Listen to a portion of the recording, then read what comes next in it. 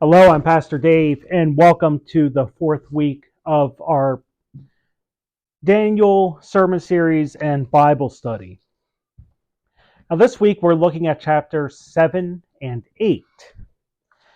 And to start, we really need to remember that what we typically know in Daniel is in the first 6 chapters. That's where we have the diet, the lion's den, the furnace, the handwriting on the wall.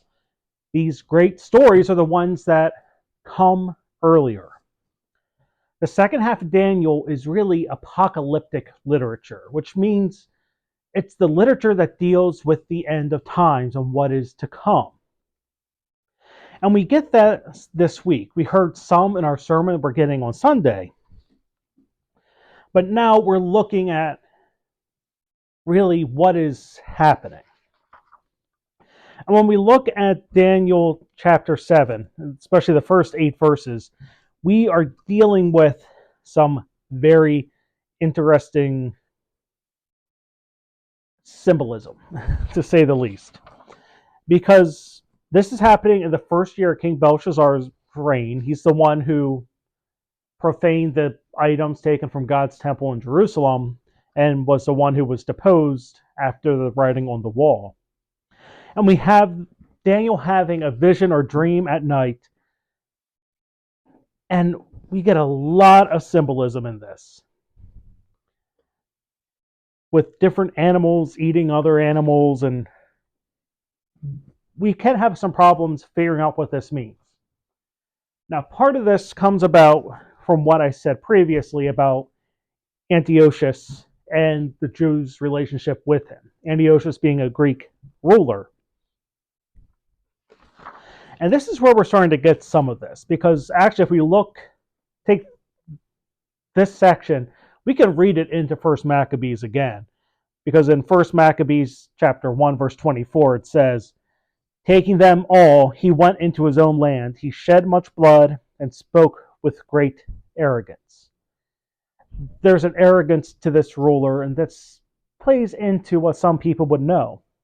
But we do see that in this passage, we have the 4 beasts. You have the lion with the eagle's wings, a bear-like beast, the leopard with the 4 wings of a bird, and then the dreadful and terrifying beast with iron teeth. And it's important to remember we're not really in the Iron Age yet, so iron is interesting. But this beast also has the 10 horns, with a new horn replacing the other 3.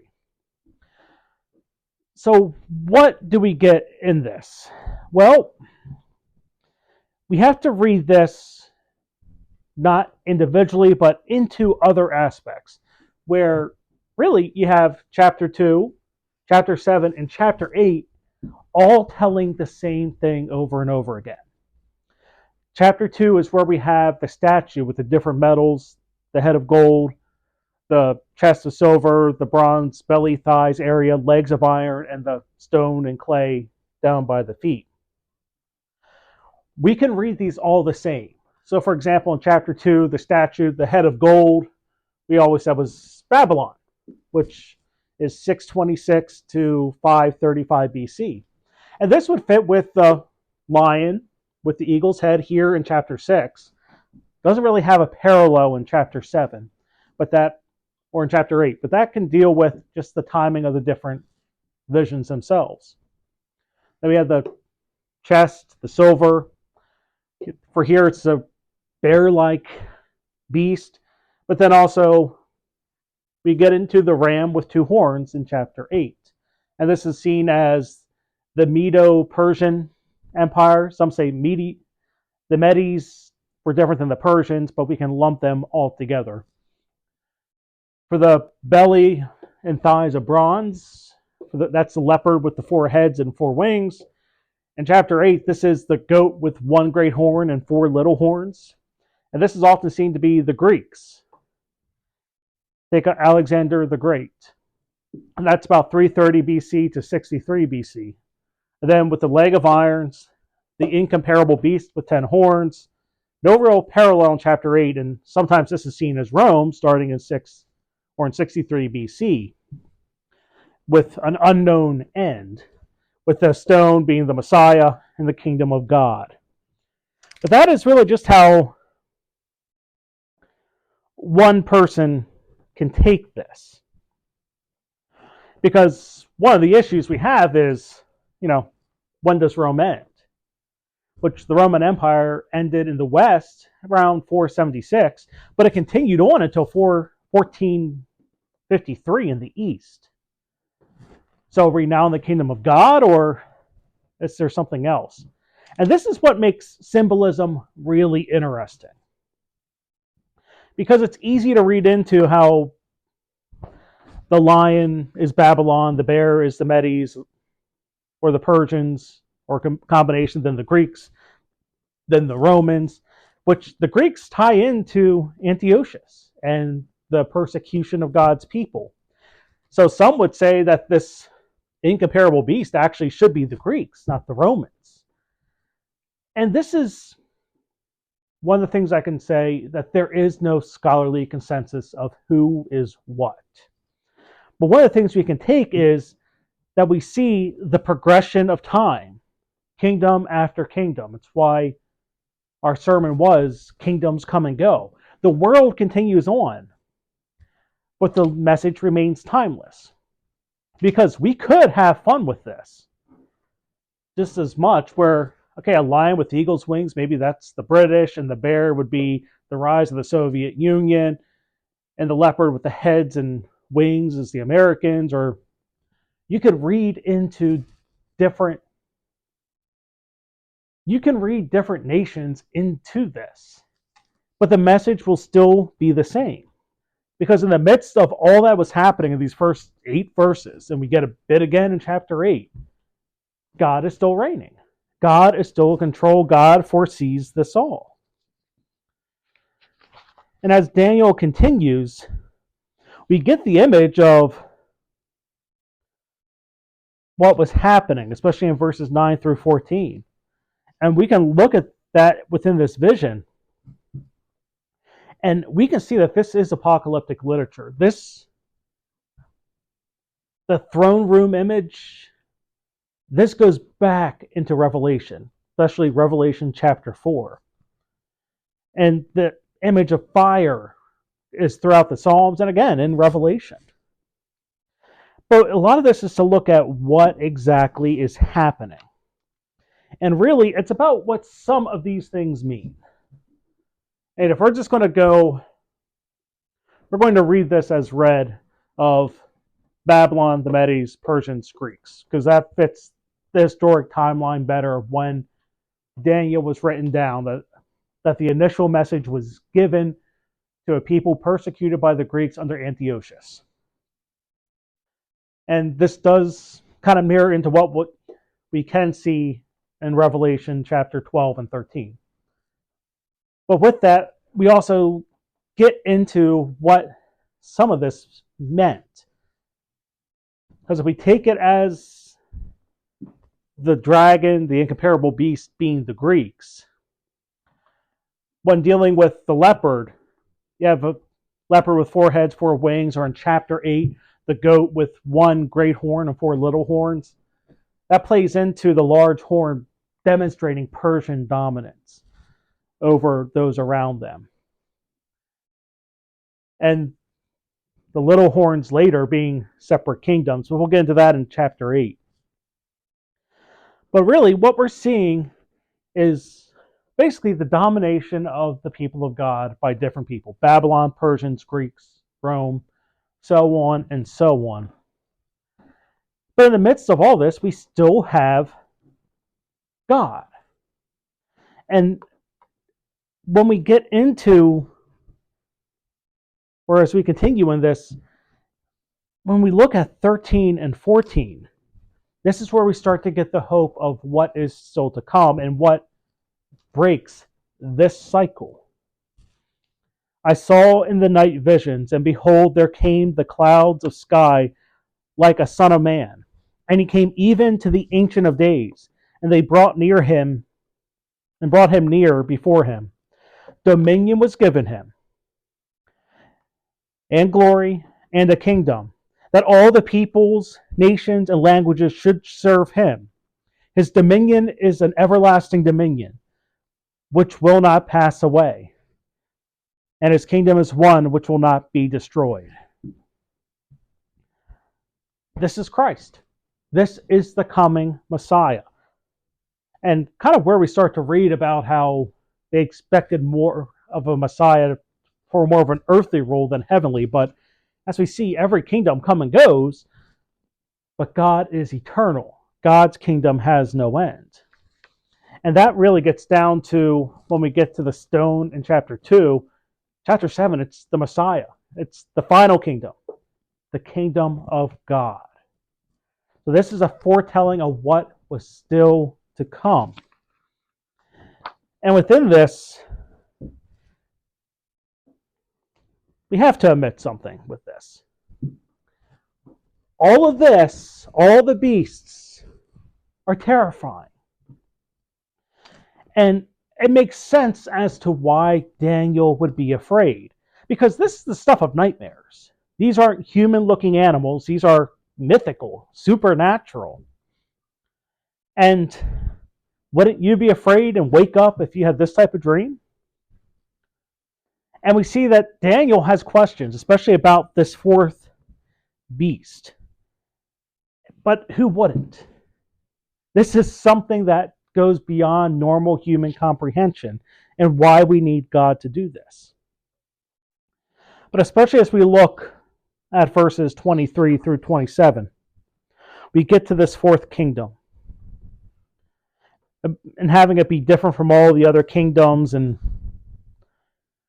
all the work that will happen. He will change the times and the law. It will all be given into his hands. It's going to wear out the saints of the Most High, which is often why we could say it's the Greeks or the Romans, because of the way the Greeks acted in Jerusalem and persecuted the Jews, also to what the Romans did. But even in that, at 26 and 27, we even see that this great, powerful nation will come to an end. And really that fits with the Greeks.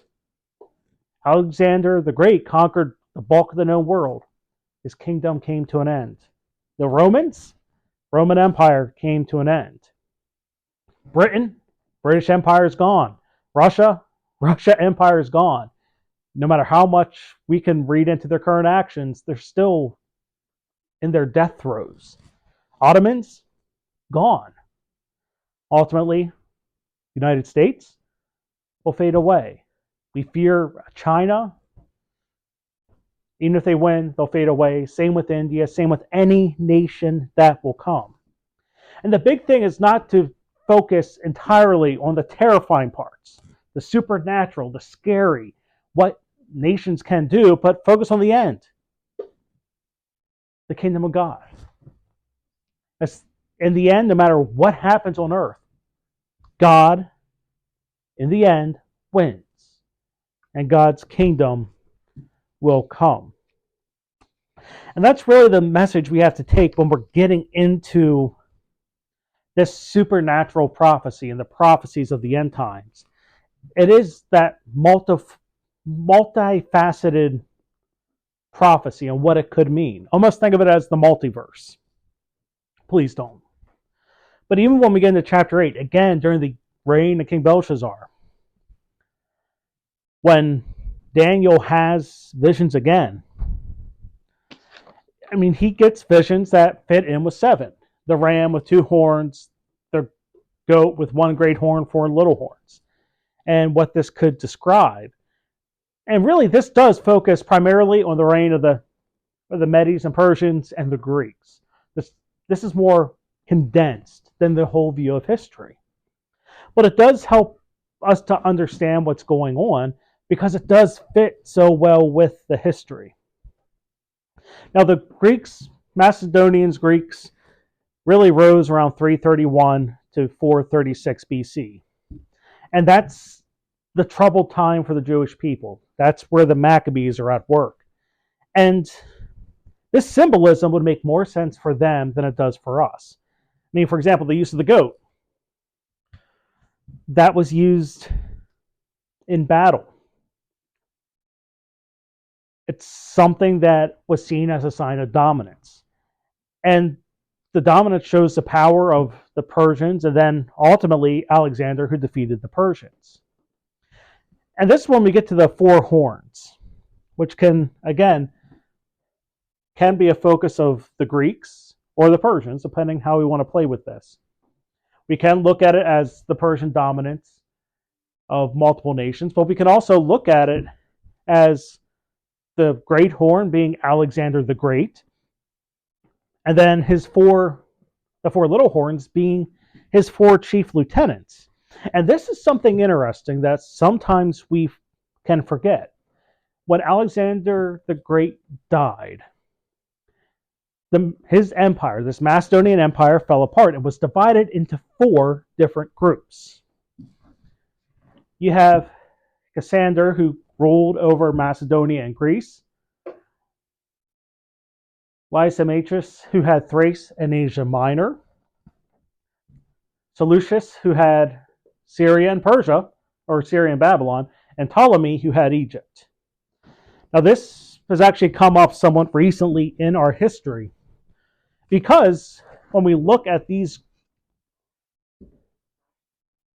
division, it still comes into play, because remember the whole kerfuffle about having a black Cleopatra, and some are saying, no, it's Africa, of course she was black, and others going, absolutely not. This is why.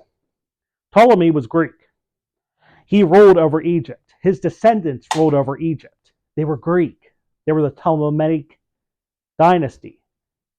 Cleopatra was a descendant of Ptolemy. That's what they're saying. She wasn't African, she was Greek. And given how incestuous that dynasty was, very little chance of intermarrying. But this is kind of describing that whole thing with the four little horns. What's the four lieutenants ruling parts of his great empire after his death? But then we also get something important happening. We have an encounter. And this is something that doesn't happen much in the Old Testament, and it comes about later in Jewish history, before we really get into everything that happens. And that is, Gabriel comes into play. And typically, we don't have a lot about angels in the Old Testament. And especially for the longest time, they're not named. Now, here in Daniel, we have Gabriel. We will also have Michael. And this, theology on angels comes about later in the Jewish era, before the coming of Christ. It doesn't really exist pre-exile, which gives some credence to the idea that some of this was passed down and described later. And we could get into, again, he's getting a divine message from God, Gabriel being the messenger. This sounds familiar. We can place this into the New Testament with Gabriel going to Mary and Joseph to deliver God's message. And we have this great image of all that's coming up. But what's interesting is this is a prediction of the future. Really, all of verses 15 through 27 is God foreseeing Alexander and Antiochus. Because we have basically a king of Greece coming. The Greeks looked down on the Macedonians, but once Alexander conquered everything, they were more than happy to adopt him and say he was Greek. But also saying, it's like, the Greeks are going to fall, the nation's going to be divided into four, which it was, but they're never going to be as powerful as him, which is true. After the breakup of the empire, none of them would rise to the stature of Alexander the Great. And this is one of those other areas in which we need to take comfort. And you could actually read some of 2 Maccabees echoes this. But all of this basically says God foresaw what was going to happen. God foresaw what the decisions were going to be. And that's part of our message of hope that comes from all apocalyptic literature. Yeah, scary symbolism with a taste of revelation. But we also get the predictions of the future. But at the end, it's still the same. God knows what's going to happen, and God will see the people through. And that's one of the things I want you to take from this week. Yes, there's tons of symbolism. You could delve into the history of the Greeks and Macedonians and really see how this all played out. You could read the 4 Maccabee books in the Apocrypha and get a greater sense of what happened, to see the basis for Hanukkah. But in the end, through all of this, God has his pulse on the history of the world. What has happened, what is happening, what will happen.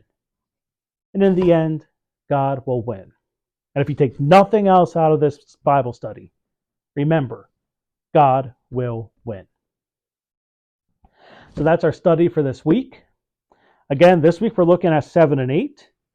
And you can look back to the sermon on Sunday. Next week we're going to be looking at chapters 9 and 10. And we're still going to be dealing with the apocalyptic work. So until next time, I'm Pastor Dave, and I hope to see you next week.